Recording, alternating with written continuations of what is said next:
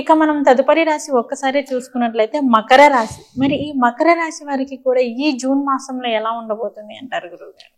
మకర రాశి వాళ్ళకి అంటే ఇక్కడ మకర రాశి అంటే మనం గమనించాల్సింది ఉత్తరాషాఢ నక్షత్రం 2, 3, 4 పాదాలు, శ్రవణ నక్షత్రం 1, 2, 3, 4 పాదాలు, ధనిష్ట నక్షత్రం 1, 2 నక్షత్ర పాదాల్లో జన్మించిన వాళ్ళందరినీ మనం మకర రాశి జాతకుల కింద పరిగణించేస్తాం. అయితే ఈ మకర రాశి వాళ్ళకి శుభ పరిణామం ఏంటంటే ఏలినాటి శని పీరియడ్ దాదాపు చివరికి వచ్చేసింది. ఈ మాసంలో అయితే మాత్రం వీళ్ళకి అధిక భాగం శుభ ఫలితాలే ఉన్నాయి. అలాగే 3వ స్థానంలో ఉన్న రాహువు ఆకస్మికంగా ధన ప్రాప్తి, రాదనుకున్నటువంటి డబ్బు చేతికి అందటం, ఆదాయ వనరులు పెరగటం, 2 లేదా 3 ఆదాయ మార్గాలు ఏర్పడటం, ఇటువంటి అన్ని శుభ ఫలితాలని వీళ్ళకి ఇస్తున్నాడు. అలాగే పంచగ్రహ కూటమి ఏదైతే ఉందో వీళ్ళకి పంచమ స్థానంలో ఏర్పడుతుంది. అంటే గురు, బుధ, రవి, శుక్ర, చంద్రులు ఎవరైతే ఉన్నారో వీళ్ళు వృషభ రాశిలో మకర రాశికి పంచమ రాశిలో వీళ్ళు కలుస్తున్నారు. కలిసినప్పుడు వీళ్ళకి మరి మకర రాశి వాళ్ళకి మరి ముఖ్యంగా ఈ మాసం సంతానం కనుక కలిగేటట్లయితే, ఎవరైనా స్త్రీలు ఎవరైనా సంతాన ప్రాప్తి ఉన్నట్టయితే వాళ్ళకైతే సిజేరియన్ జరగటం, స్త్రీ సంతాన ప్రాప్తి కలగటం అనేటువంటిది జరుగుతుంది. అలాగే మకర రాశి స్త్రీలైనా పురుషులైనా సంతాన విషయంలో వీళ్ళకి ఊహించని మార్పులు జరగబోతున్నాయి. అంటే వీళ్ళ సంతాన పురోభివృద్ధి అనేటువంటిది అసంకల్పితంగా, అయాచితంగా అద్భుతమైన స్థితికి ఏర్పడుతుంది. ఎవరైతే దేవతారాధన చేస్తుంటారో, ఆధ్యాత్మిక మార్గంలో ప్రయాణం చేస్తుంటారో వాళ్ళకి ఇష్ట దేవత దర్శనం కలుగుతుంది. అంటే ఒక దేవతను ఆశ్రయించి పూజ చేస్తూ ఉంటారు, ఎంతో కాలంగా సాధన చేస్తుంటారు. అటువంటి మకర రాశి వాళ్ళకి ఇష్ట దేవత దర్శనం కలుగుతుంది. అలాగే ఎవరైతే మకర రాశిలో ఉన్నటువంటి వాళ్ళు ఉంటారో కొంత ఈ ఆకర్షణలకు లోను కాకుండా ఉండటం మంచిది. అంటే స్త్రీ పురుష మూలకంగా ఈ పిల్లలు ఉంటారు కదా, వీళ్ళు ఇటువంటి ఆకర్షణలకు గురి కాకుండా ఉండటం మంచిది. ఈ సమయంలో ఇటువంటి ఆకర్షణలకు గురి అయ్యేటట్లయితే కొంత ఇబ్బందికరమైన పరిణామాలు చోటు చేసుకుంటే కనుక ఆ విషయాల్లో కాస్త జాగ్రత్తగా ఉంటాం అనేటువంటిది మకర రాశి యువతలకి చెప్పదగినటువంటి ముఖ్యమైన సూచన. ఎవరైతే వ్యాపారస్తులు ఉంటారో వాళ్ళకి చాలా బాగుంది. ఈ పంచగ్రహ కూటమి కానీ, రాహుగ్రహ స్థితి కానీ వీళ్ళకి అద్భుతమైన లాభాలు తెచ్చిపెట్టబోతున్నాయి. ఆ రంగాల్లో కూడా ముఖ్యంగా వస్త్ర వ్యాపారులకి, బంగారం వెండి వ్యాపారాలు చేసేటువంటి వాళ్ళకి, అలాగే నూనెలు, ఆయిల్స్, పెట్రోల్స్ వీటికి సంబంధించిన వ్యాపారాలు చేసేటువంటి వాళ్ళకి అద్భుతమైన లాభాలు రాబోతున్నాయి. మంచి టర్న్ ఓవర్ పెరుగుతుంది. అలాగే ప్లాస్టిక్స్, రీసైక్లింగ్ యూనిట్స్ ఇటువంటి వాళ్ళకి కూడా బాగుంది. టూరిజం, రవాణా శాఖ వీటికి సంబంధించిన వ్యాపారాలు చేసేటువంటి వాళ్ళకి, ఉద్యోగాలు చేసేటువంటి వాళ్ళకి కూడా చక్కటి లాభాలు ఉంటాయి. వీళ్ళన్నీ కూడా ఈ రంగాలందరికీ బాగుంది.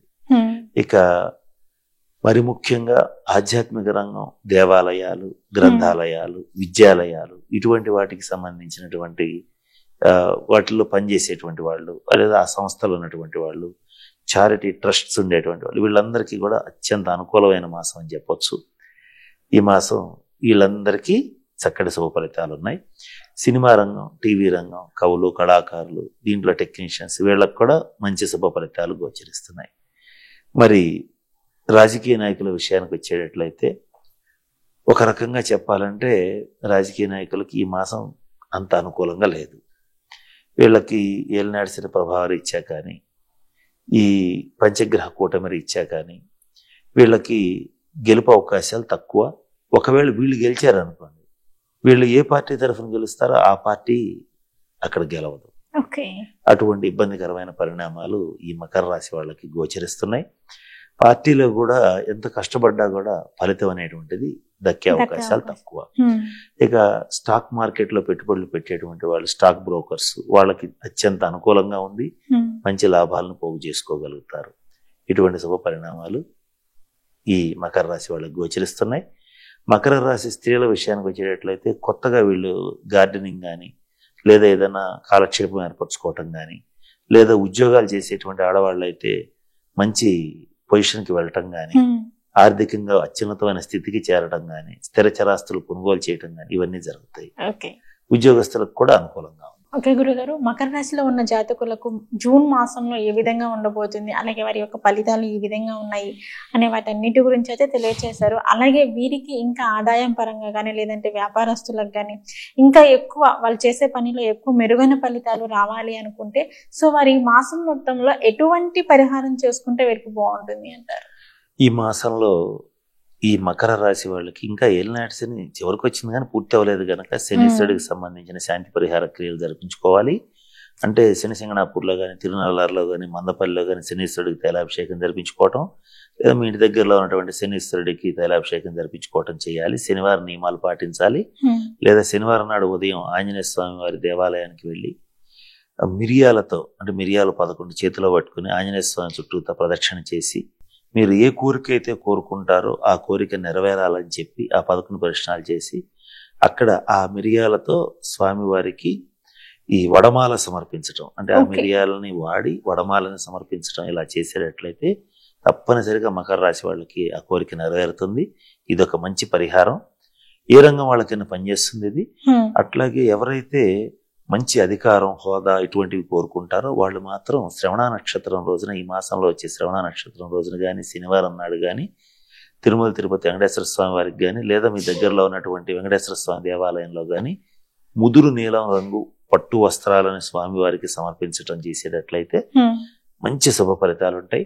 ఎవరైతే ఆరోగ్య విషయంలో ఆరోగ్యం కావాలని కోరుకుంటారో వాళ్ళు కూడా ఈ పరిహారం చేస్తే మంచి శుభ ఫలితాలు ఉంటాయి. మకర రాశి వాళ్ళకి వివాహ ప్రయత్నాలు అనేటువంటిది ఈ మాసం అనుకూలంగా ఉంది. మంచి సంబంధాలు వస్తాయి. అలాగే మకర రాశి వాళ్ళు వాళ్ళ ఆడపిల్లల విషయంలో మంచి శుభ ఫలితాలు ఎవరైతే కోరుకుంటారో అంటే సంతానం కలుగుతుంది. పురుషులు కావచ్చు, స్త్రీలు కావచ్చు, అంటే ఆడపిల్లలు పుట్టచ్చు, మగపిల్లలు పుట్టచ్చు. ఒకవేళ ఆడపిల్లల విషయంలో కనుక మంచి శుభ ఫలితాలు కావాలనుకున్నా, వాళ్ళకి మంచి సంబంధాలు కుదరాలనుకున్నా, ఉద్యోగం రావాలనుకున్నా, అంటే సంతానం విషయంలో వాళ్ళు ఖచ్చితంగా భృగుపాశుపత హోమం పాటించాలి. అంటే భృగుపాశుపత హోమం జరిపించుకోవాలి. అలాగే శుక్రుడికి సంబంధించిన శాంతి పరిహార క్రియలు జరిపించుకుంటే మరిన్ని శుభ ఫలితాలని పొందగలుగుతారు. ఇక మకర రాశి వాళ్ళకి వచ్చేటప్పుడైతే కొంచెం ఆరోగ్య విషయంలో జాగ్రత్తలు పాటించాలి. ఆరోగ్యం కోసం మృత్యుంజయ మంత్రం చేయటం కానీ, లేదా ఒకవేళ మృత్యుంజయ మంత్రం రాకపోతే బ్రాహ్మణుల సహకారంతో జరిపించుకోవటం, మృత్యుంజయ హోమం జరిపించుకోవడం చేసేటట్లయితే చక్కటి ఆరోగ్యం అనేటువంటిది ఏర్పడుతుంది. ధన్వంతరిని పూజించాలి, అప్పుడు మంచి ఆరోగ్యం అనేటువంటిది సిద్ధిస్తుంది.